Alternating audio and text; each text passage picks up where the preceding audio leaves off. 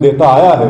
तो लेकिन एक युवा है, सारा ही 29 साल उनकी उम्र है, तो लोगों को जो एक इफेक्टिव रिप्रेजेंटेशन मिल सके उसमें वो अपने आप पूरा उसमें योगदान देंगे। और मैं उम्मीद करता हूं कि वो आने वाले समय में एक अच्छे विधायक बनेंगे, अपना योगदान हल्के में भी करेंगे और असेंबली में भी करेंगे।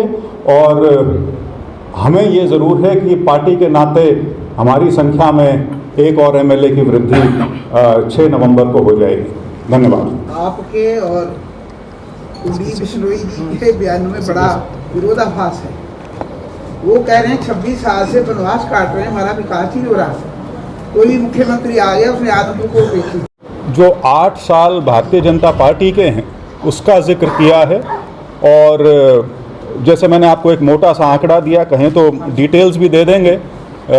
पिछले 8 साल में करीब 600 करोड़ से ऊपर के काम आदमपुर के हुए हैं। बहुत सी परियोजनाएं ऐसी हैं जो अभी जिन पे काम भी चल रहा है।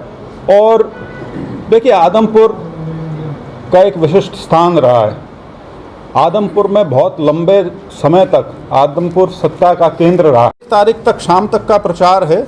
और आज जैसे मैं 2-3 गांव में जा रहा हूं, तो इस तरह से निरंतर चलता रहेगा। अभी कोई उसकी पूरी रूपरेखा तो नहीं बनाई है कि किस किस गांव में जाएंगे, लेकिन वो तो जो भी कार्यक्रम बनेगा आपसे साझा कर लिया जाएगा। ये इलेक्शन जो है उसमें सारा का सारा जो फोकस है वो कैंडिडेट पे होता है। और ख़ास तौर पे बाई इलेक्शन यदि हो तो बिल्कुल ही कैंडिडेट पे फोकस होता है। ये किसी का नाम नहीं होना का या पोस्टर बैनर पे फ़ोटो नहीं होना, इन चीज़ों की कोई लंबी चौड़ी अहमियत नहीं होती। पूरी पार्टी आपके सामने है, आप पार्टी कार्यालय में हैं, आप देख ही सकते हैं कि सभी जो पार्टी के वरिष्ठ नेता और कार्यकर्ता जितने हमारे हैं, सारे साथी जो हैं, वो पूर्ण रूप से इस चुनाव प्रचार में जुड़े हुए हैं। और मैनिफेस्टो पे सर? नहीं, मैनिफेस्टो पे तो मैं कुछ नहीं कहना चाहूँगा, क्योंकि मैंने मैनिफेस्टो भी देखा नहीं। फोटो भी बहुत 3 साल में आदमपुर के लिए आपने एमपी फंड से कितने फंड आपने रिलीज किया है? वो डिटेल तो मेरे पास अभी नहीं है, लेकिन अगर आप चाहेंगे तो मैं दे सकता हूँ आपको जो भी फंड वगैरह रिलीज़ किया होगा। क्योंकि जो हमारे पहले साल के पैसे थे 5 करोड़, वो तो करीब करीब सारा खर्च हो गया था। उसके बाद 1.25 साल तक कोविड की वजह से कोई पैसा नहीं आया था। तो नहीं, मोटा मोटा ऐसे मेरे पास अभी ऑफ हैंड नहीं है, लेकिन आपको मैं दे सकता हूँ जो भी डिटेल आपको चाहिए। लेकिन ये चीज़ ज़रूर ध्यान रखिए कि वो फंड सिर्फ 5 करोड़ होता है, और मेरे लोकसभा क्षेत्र में 450 गाँव हैं और म्यूनसिपैलिटीज़ हैं और एक पूरी कॉरपोरेशन है। नहीं, आप लौटाओगे तो नहीं ना? वो तो तुम उस पर निकाल के देख लो, सारा हाँ जी इंटरनेट पे। सर, रुक के आप पहुंच गए हैं कयास से कि ब्रजेंद्र सिंह कहीं ना कहीं नाराज है। अगर ऐसी कोई बात होती तो आज हम इस स्थिति में ना होते जहाँ हैं। मैं आपके सामने हूँ, बीजेपी के कैंडिडेट के प्रचार के लिए आया हूँ। जितने भी हमारे साथी हैं वो सारे के सारे पूरी शिद्दत से उसमें जुटे हुए हैं। तो मेरे ख्याल से इस सवाल का कोई महत्व नहीं है। बाकी चौधरी बीरेंद्र सिंह के बारे में सवाल आप उनसे पूछिएगा, मैं उनका जवाब देनी है। सर, जैसा कि आपको बम्पर जीत मिली लोकसभा में, आदमपुर विधानसभा में आप 29,000 से जीते, भव्य बिश्नोई को हराया आपने, लेकिन विपक्षी आरोप लगा रहे हैं कि ब्रजेंद्र सिंह नदारद है क्षेत्र से। क्या नहीं, ये आप कोरोना के टाइम में अगर कहते तो ये बात मैं थोड़ी समझ सकता था, लेकिन पिछले 8 महीने से यदि आप मेरे क्षेत्र में घूमना देखेंगे तो उससे तो ये लगता है कि शायद आप नदारद थे, मैं तो यहीं था। वो विपक्षी बोल रहे हैं कि जैसे ब्रजेंद्र सिंह नहीं दिखाए वैसे दिखाई नहीं देंगे, वैसे भव्य बिश्नोई भी दिखाई। ये ब्रजेंद्र सिंह का चुनाव नहीं है, भव्य बिश्नोई का चुनाव है। आदमपुर का बाई इलेक्शन है।